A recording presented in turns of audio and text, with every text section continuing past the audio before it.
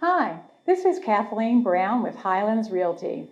I would like to talk to you today about staging. Did you always think that staging was for higher-end homes or maybe for homes in more metropolitan areas? Well, today I'd like for you to meet Barb Harmon with UpStaging. She's going to answer a lot of your questions. Like the first one is, Barb, why do you think home staging is so important? Thank you, Kathleen, for having me here today. I really appreciate it. I'm excited to talk to you all about staging today. There are two, in my opinion, very, very important pieces to home staging. One is that home staging is different than home decorating. And the second point is, with home staging, you only get one opportunity to make a first impression when you're selling your home. While your home may be beautifully decorated and it works for your family, it may not work for the masses.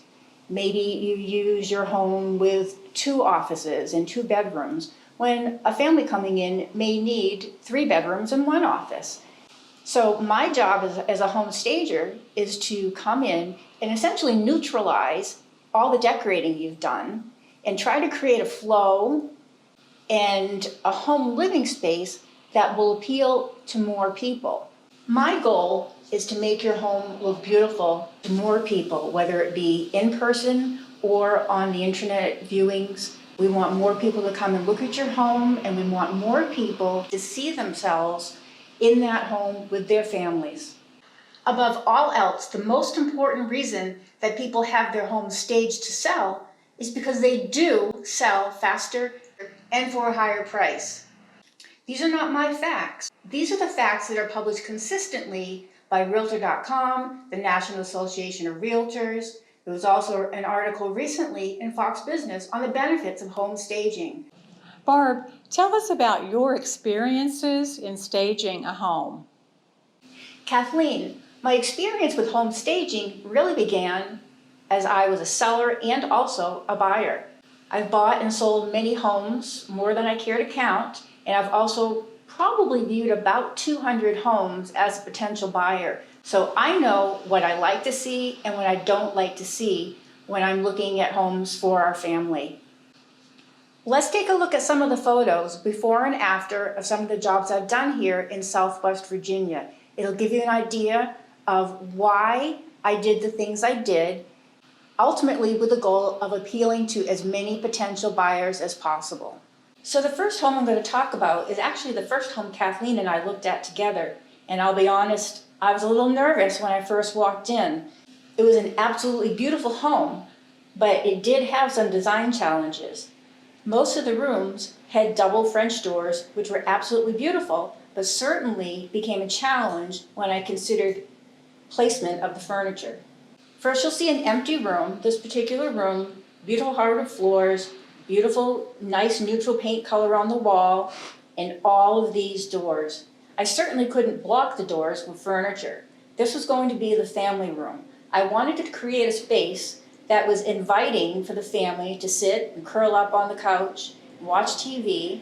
I also wanted to create a separate space in that area, a little reading nook where someone could curl up in a ball in the corner and enjoy a good book or maybe do some knitting. So you'll also notice I did not overload the room with furniture and furnishings. There was still plenty of room after having a seating area, a TV viewing area, and a reading area for anything else that a potential family would like to use that for based on their own family needs. The second room we did here was the dining room. Again, a beautiful room with lots of space. I did not want to overload the room with furniture, but we did it right to scale. A dining room table, a full set of chairs, and an armoire, which allowed for additional storage space. The room turned out great. Again, I wanted the potential home buyers to see themselves in this space, get an idea of what their furniture may look like in the space based on the appropriate size furniture and placements that I used. The next project was so fun to work on. It had a huge great room, which actually in square footage probably totaled as much space as the rest of the home. So it did pose a bit of a challenge.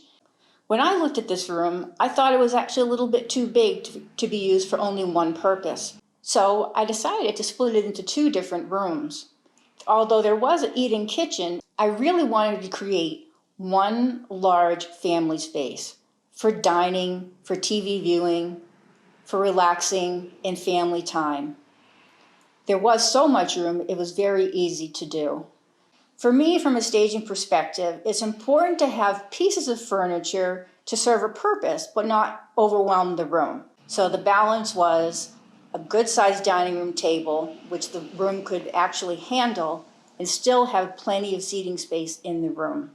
In that same home, there really was not a dedicated office space.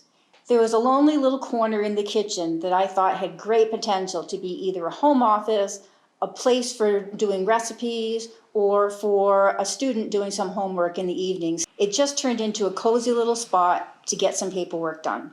The last project I'll talk about is a local flip by a realtor. The home was in extreme disrepair when she purchased it, but she made some incredible design decisions and turned this house into a beautiful home for someone. She already had several items. She just needed a little extra help.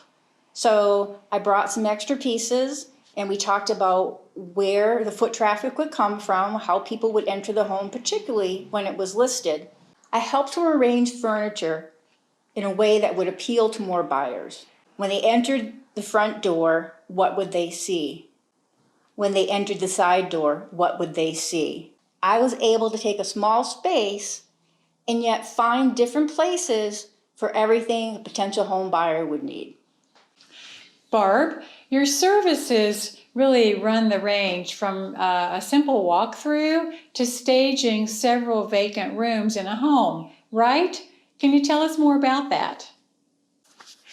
That's right, Kathleen. I can do as little as a homeowner needs me to do, or I can do everything from an empty home to every room. It really depends on how aggressive the homeowner wants to be when listing their home. Many people think that staging is cost prohibitive. How do you overcome this objection? My services range from being charged by the hour or by the job. The costs can be quite minimal when you're talking about hiring me on an hourly basis. When I'm able to use what's existing in the home with just adding on a few little things of my own, again, it's very, very affordable. I can't say that it's inexpensive if I'm asked to stage a 4,000 square foot home that happens to be empty. But then again, the question is, can you afford not to stage that home?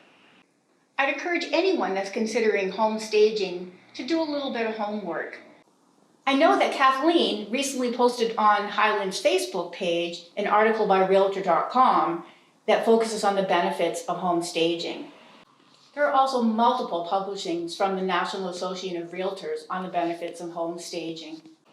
Barb, when is the best time for sellers to contact you about your staging services? How far in advance before they put their home on the market should they have a conversation with you? Homeowners should contact me as soon as they start thinking about listing their home. Staging takes time. In addition to making some changes about how your home flows for potential buyers, I may make some suggestions on paint colors, potential repairs, things that will boost the overall appeal, again, to more potential buyers. More potential buyers mean more potential offers. And don't wait for the last minute. There definitely is some planning involved in home staging, on your part and on mine. Barb, thanks so much for joining us today. It was great talking with you. And people can email you or call you at the number on the screen and reach out to schedule an appointment and talk with you about staging their home. It's so important, and they really do need your services. So thanks again, everyone. Thank you for watching. Hope you have a great day, and we'll see you soon.